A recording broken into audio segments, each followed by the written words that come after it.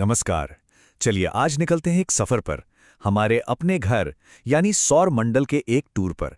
हम सब मिलकर ये जानने की कोशिश करेंगे कि इस इतने बड़े अंतहीन से लगने वाले ब्रह्मांड में हमारी अपनी जगह आखिर है कहाँ। तो सबसे पहला सवाल तो यही उठता है ना, कि हमारा ये ब्रह्मांडीय घर, ये सोलर सिस्टम आखिर दिखता कैसा है। चलिए देखते हैं। और ये देखिए, ये है इसका एक नक्शा।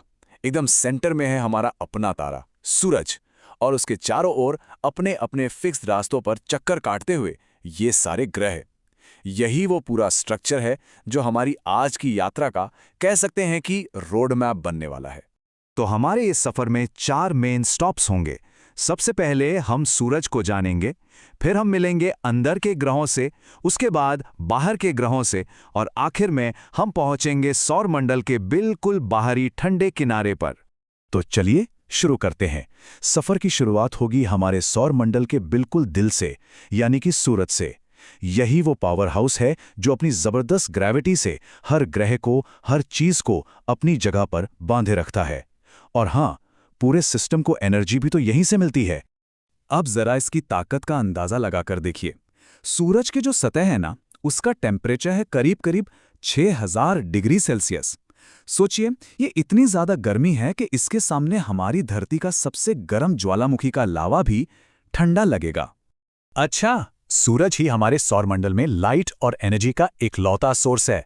पर एक मजेदार बात यह है कि ये रोशनी हम तक फौरन नहीं पहुंचती। सूरज से निकली लाइट को धरती तक पहुंचने में 8 मिनट और 20 सेकंड लग जाते हैं। मतलब जब भी हम आसमान में सूरज को देखते हैं ना, तो हम असल में उसे वैसा देख रहे होते हैं जैसा वो 8 मिनट पहले था। है ना कमाल की बात। चलिए अब सूरज से थोड़ा आगे बढ़ते हैं। अब हम पहुंचते हैं ग्रहों के पहले ग्रुप के पास। ये हैं आंतरिक ग्रह। कह सकते हैं कि ये हमारे चट्टानी पड़ोसी हैं जो सूरज के सबसे करीब रहते हैं और जिनकी जमीन एकदम ठोस है।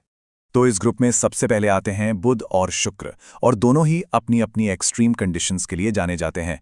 एक तरफ है बुध, जो सबसे छोटा और सबसे तेज प्लैनेट है। ये सिर्फ 88 दिनों में सूरज का एक चक्कर पूरा कर लेता है। और दूसरी तरफ है शुक्र, जो हमारे सौर मंडल का सबसे सबसे गर्म ग्रह है। इसका जो घना एटमॉस्फेयर है ना, वो एक कंबल की तरह गर्मी को अंदर ही फंसा लेता है। और हाँ, इसकी चमक इतनी तेज है कि इसे अक्सर लोग सुबह या शाम का तारा भी कहते हैं। और फिर बारी आती है हमारे अपने घर की, हमारी पृथ्वी। स्पेस से देखने पर ये एक ब्लू प्लैनेट, एक नीले गोले जैसी दिखती है। और जानते हैं, अब तक हमें जितनी भी जानकारी है उसके हिसाब से पूरे ब्रह्मांड में यही वो इकलौती जगह है जहां जिंदगी है। और बस यही एक बात इसे सबसे कीमती बना देती है। इस अंदरूनी ग्रहों वाले हिस्से का हमारा आखिरी पड़ाव है मंगल। इसे लाल ग्रह या रेड प्लैनेट भी कहा जाता है। क्यों? क्योंकि इसकी पूरी सतह आयरन ऑक्साइड मतलब कि जंग से भरी हुई है। इसी से इसे वो अपना फेमस लाल रंग मिलता है। वैसे इसके 2 छोटे छोटे चांद भी हैं, फोबोस और डीमोस। तो चलिए अब हम सौर मंडल के बाहरी हिस्से की तरफ निकलते हैं, जहां रहते हैं गैस के बड़े बड़े दैत्य। यहां आते ही ना, ग्रहों का साइज एकदम से बदल जाता है। इतने बड़े हैं ये कि इनके सामने अंदर के वो चट्टानी ग्रह बौने से लगने लगते हैं। और इन दैत्यों का राजा कौन है? बृहस्पति, जुपिटर। ये हमारे सोलर सिस्टम का सबसे बड़ा, सबसे भारी भरकम ग्रह है। इतना बड़ा है ये कि बाकी सारे ग्रह मिलकर भी इसके अंदर समा सकते हैं। सोचकर देखिए। कुछ और कमाल की बातें बताता हूं। बृहस्पति का जो सबसे बड़ा चांद है गैनीमेड, वो साइज में बुध ग्रह से भी बड़ा है। और फिर आता है शनि, जो अपने खूबसूरत छल्लों के लिए मशहूर है। ये दूसरा सबसे बड़ा ग्रह तो है ही, पर इसकी डेंसिटी सबसे कम है।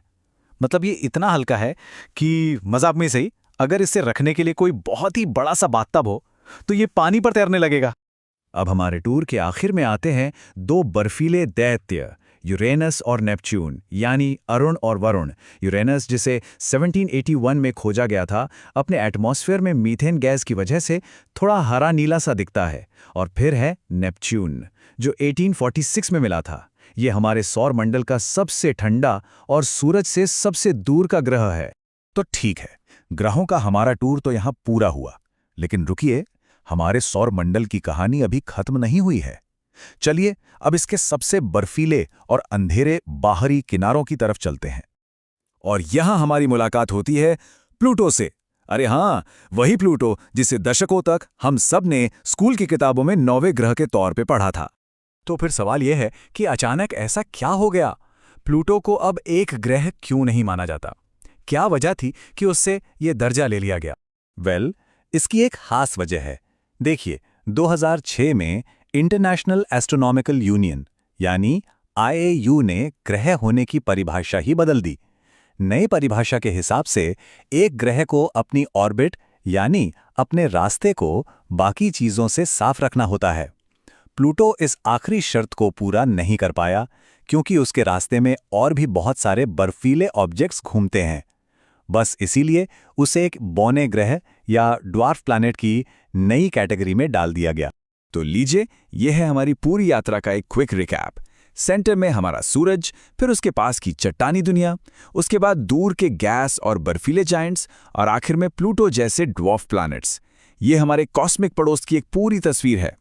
और अब जब हम इस सफर के आखिर में हैं, तो एक सवाल पीछे रह जाता है कि इस इतने बड़े, इतने हैरान कर देने वाले और ज्यादातर खाली पड़े सौरमंडल में हमारी ये छोटी सी जिंदगी से भरी नीली दुनिया, इसका होना हमारे लिए आखिर क्या मायने रखता है? एक बार इस पर सोचेगा जरूर।